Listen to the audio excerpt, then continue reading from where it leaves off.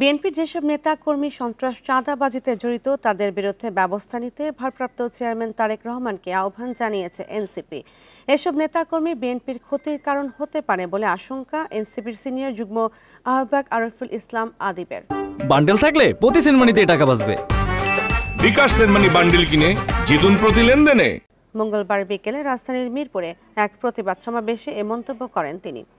NCP ও গণতান্ত্রিক ছাত্র সংসদের কর্মীদের ওপর স্বেচ্ছাসেবক দলের নেতা কর্মীদের হামলার প্রতিবাদে এ সমাবেশ আয়োজন করা হয়। এ সময় এনসিপি নেতারা বলেন, মধ্যরাতে রূপনগরে স্বেচ্ছাসেবক দলের নেতা এসআই টুটুলের নেতৃত্বে ওই হামলা হয়।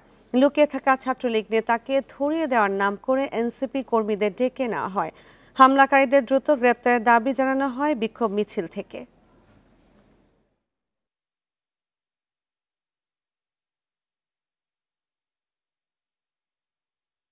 জনাব তারেক রহমানকে আহ্বান করব, আপনার দলের যারা সন্ত্রাসী, যারা চাঁদাবাজের সাথে জড়িত, তাদেরকে শুধু দলীয়ভাবে বহিষ্কার করলেই হবে না, তাদের বিরুদ্ধে দ্রুত আইনি ব্যবস্থা নিতে হবে।